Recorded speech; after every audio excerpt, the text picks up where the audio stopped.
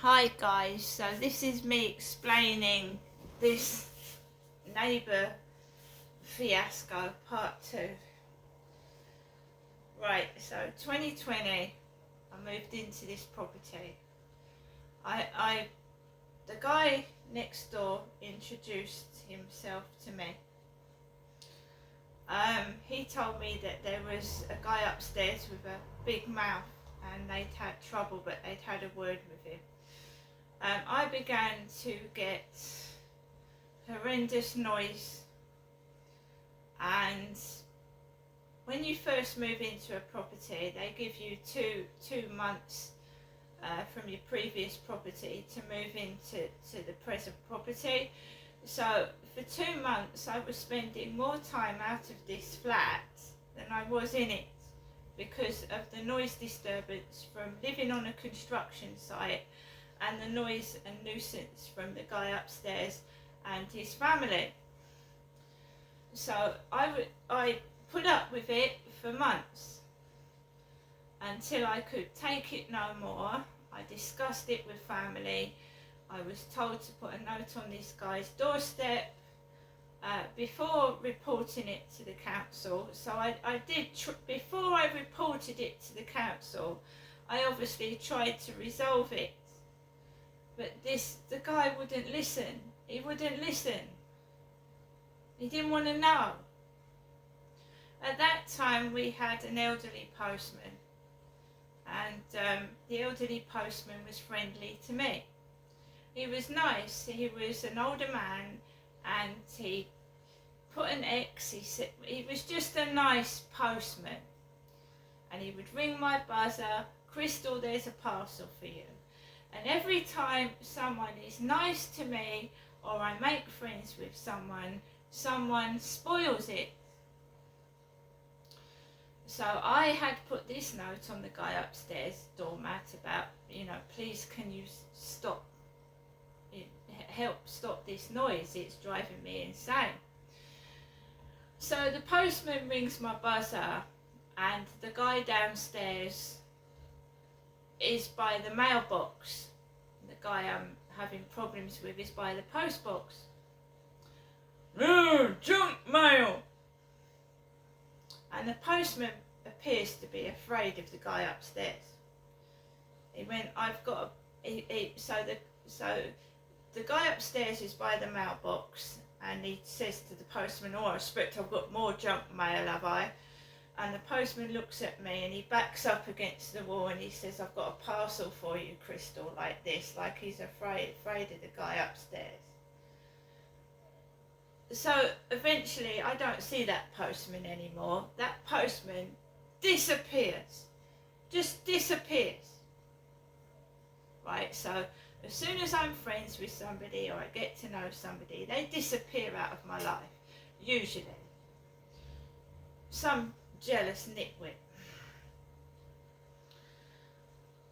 So it went on, and this noise nuisance, it really got bad, and it was a Halloween. It was Halloween 2021 or 22, and I had to ring somebody up because I could not bear to be in my flat, and someone sent me a taxi to my address, and we went to B&M stores, B&M, Halloween, and they were mucking about in there. The staff were upstairs on the ceiling, like throwing boxes. And I'm not lying. I wanted to get away from the guy upstairs, his rotten kids and the noise, and I got a taxi out of the place to go into B&M stores where the staff were being loud and noisy upstairs in the top of the shop. So it sounded like the kids upstairs in B&M upstairs. That drove me crazy and upset me as well. Things started improving, and then the electricity went off one evening, and I don't really speak to neighbours, and I was frightened. because I didn't have any, I couldn't find a torch. I thought, I didn't know whether my electric had gone off. I didn't know whether it was a fault with the electricity. I didn't know what it was. And I don't like forcing myself on neighbours. I'm a shy person in reality. Basically, I stood on the balcony, and the neighbours to the left of me came out on the balcony, male and female, and she was on her phone, like to the electricity company, and we hadn't really spoken. I hadn't really spoken to them. I keep myself to myself, and everybody talked to each other, because when disasters happen, that's what people do. They talk to each other. So Jo next door, she had a black dog, and she was poking her head out the window and mentioned something about a dog, and she actually offered to give me tea light candles because it was dark in here. So the guy upstairs comes home in his car, and the male neighbour to the left of me shouts over to the guy upstairs, and they strike up a conversation while I'm stood on the balcony, and I feel a bit like, oh my God, and I feel like, oh, so that they have a bit of a banter, and I feel sorry for the guy upstairs, and I write a note of apology. I said, I really didn't know I didn't know your kids were autistic. I'm sorry for all the problems that you've gone through, and if you need any help, let me know. And it wasn't, it was just a letter saying, I'm sorry, I didn't know what you was going through, because I'm a nice person, nothing more. And he completely ignored that. He ignored it, which was fair enough. As you see, I tried to be polite, I tried to make up, I tried to be nice. He didn't want to know.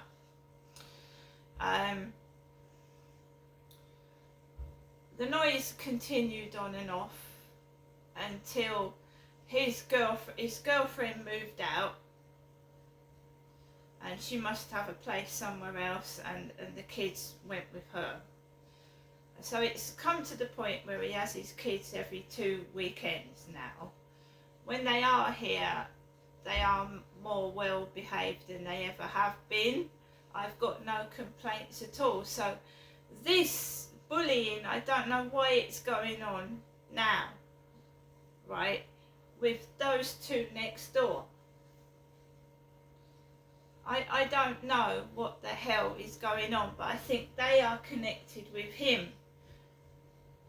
So what happened this evening was I went out with Max early, about 20 to 7, because I'd come back from my mum's early, and I wanted to take, Max must have been wanting to go to the toilet, so I took him out 10 minutes early than I normally do, 20 to 7, and I went straight onto the field, and it's the noise of that dog next door has affected me so much that I don't want to walk underneath the balcony.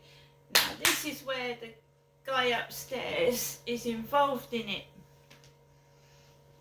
because every time I walk out of my door and they've got their dog next door, it barks at me, and it barks at me only.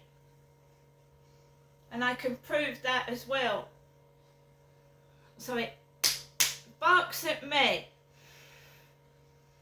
So it's affected me so much that I'm going out the other entrance to avoid the dog barking at me.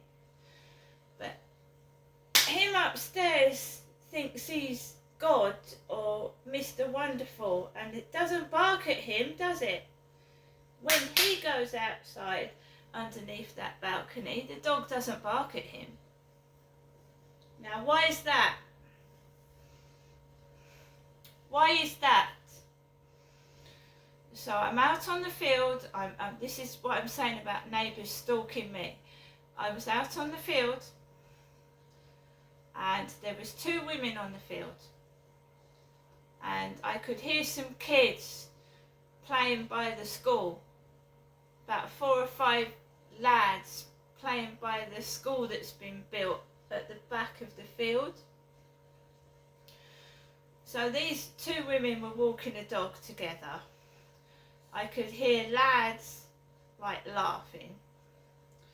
So I kept a distance behind these women, but I thought if there's any trouble from these lads, there's witnesses on the field.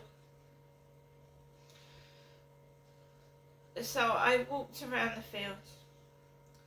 I came off the field, and as I was walking towards the co-op, the guy upstairs, dressed in a black t-shirt and a pair of black shorts, and he's twice the size of me, with his black hair and his glasses on his head, was walking on the opposite side of the road from me, and he'd come out the co-op with some shopping. And he was walking down the path where they've got their dog, and the dog didn't bark at him. It didn't bark at him. He stopped to talk. You know, the old lady that found my cat is married to a bloke, and they know him upstairs as well. So the old couple know him as well. So he's walking down the road, and it looks like he's taking the piss out of me. It actually looks like he's taking the piss out of me, because he's walking like me. And he stops and talks to the old lady's husband, and he goes, "Hello," and then he walks into the flats. And I don't talk to the old lady's husband. I've spoken to him once, and we actually had quite a long conversation, but I leave him to his own devices. I don't go down the road saying hello to people, because in reality I'm a shy person. I'm talking to a camera. So he was taking the piss out of me, and when I came home from my mum's, there was a group of 3 pretty females. 3 females with long black hair, and they went, "Oh, I think we're getting the lift." Do you remember that time I told you that I got into the lift with him upstairs because my mum said that Derek threatened her with some tools, and he got into the lift with a toolbox, and I got into the lift, and he was in the lift with a toolbox. So I've also had a skull put in the lift. Somebody put a skull in the lift when I was in the Medway Maritime Hospital having a blood transfusion. I came home, I was very, very weak and tired, and they tried to frighten me by putting a skull in the lift, a Halloween skull in the lift, the lift. So when I came back from walking Max, he was coming into the flats with his bag upstairs. A group of 3 people were walking past the communal door up the road, and the woman said, "She's dead." I'm not lying. As he was going into the flats to get into the lift, a couple with a kid walked past me, and one of them said, "She's dead. She's dead." He gets into the lift, I go up the stairs with Max.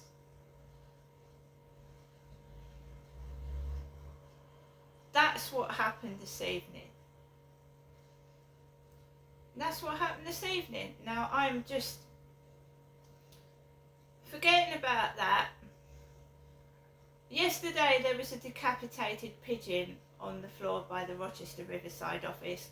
They cleaned it up in the morning, but I've got photographic evidence of a decapitated bird because I photographed it. I didn't film him upstairs walking down the road. I don't want pictures of them, these rogues. I don't want pictures of them. But "she's dead" was said as I was coming into the block of flats.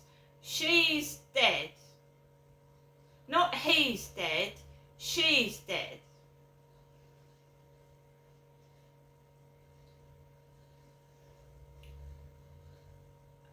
So I'm in my flat by myself with my little dog. All I've got is a phone that if I feel scared, harassed, is to call somebody for help. Right? I don't know what he thinks he's doing by bullying me and harassing me. I've done nothing to him. Nothing to him at all. All them. It just seems to me that every time I do a video, that one of them starts to create problems for me. And I don't know why, because now I've changed my channel. I don't mention like where I am exactly, and I don't name anybody's names, and my channel is not my name now. It's something completely different.